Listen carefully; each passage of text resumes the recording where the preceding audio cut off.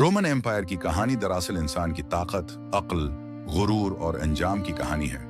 ये सिर्फ जंगों और फतूहात का जिक्र नहीं, बल्कि एक ऐसी तहजीब की दास्तान है जिसने दुनिया को जीने, हुकूमत करने और कानून बनाने का तरीका सिखाया।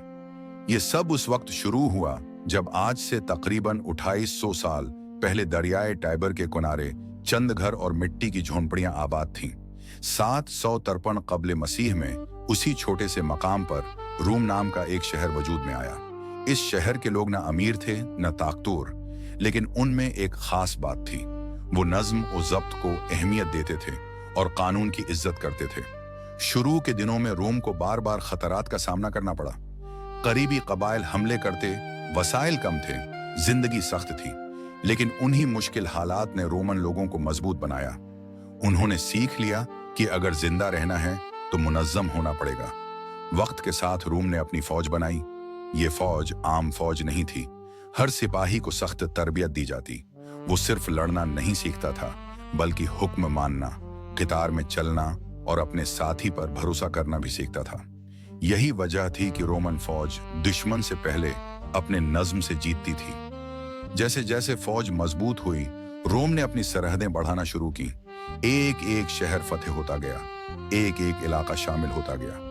Roman empire Aahista Aahista Europe के दिल तक पहुंच गई, अफ्रीका के साहिलों को छू लिया और एशिया के दरवाजे तक जा पहुंची। जहां रोमन पहुंचते, वहां सड़कें बनते, पल तामीर होते और शहर बसाए जाते। रोमन सड़कें सिर्फ रास्ते नहीं थीं, ये सल्तनत की रगें थीं। इन सड़कों पर फौज भी चलती, तिजारत भी होती और खबरें भी सफर करती। उसी वजह से कहा जाता है कि रोमन एम्पायर अपने वक्त से सदियों आगे थी। लेकिन रोमन ताकत की असल बुनियाद सिर्फ फौज नहीं थी, असल ताकत कानून था। रोमन कानून कहता था कि रियासत सबसे बलातर है। कानून अमीर और गरीब में फर्क नहीं करता था।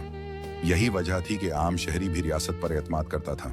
सीनेट में फैसले होते, मशूरे दिए जाते और सल्तनत को तवाजुन में रखा जाता। रोमन मुआशरा सिर्फ जंगों और सियासत तक महदूद नहीं था। शहर के बाजार जिंदगी से भरे होते। लोग हम्मामों में जमा होते, बहस करते, खबरें बांटते। तालीम को अहम समझा जाता। फन, शायरी और फन तामीर रोमन शनाख्त का हिस्सा बन गए। कोलोसियम जैसे अजीम मैदान जहां ग्लैडिएटर मुकाबले होते, अवाम की तफरीह का मरकज थे।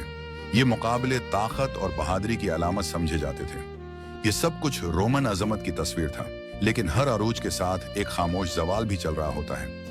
जैसे जैसे दौलत बढ़ी, सादगी खत्म होने लगी। हुक्मरानों ने अवाम के मसाइल से मुना मोड़ लिया।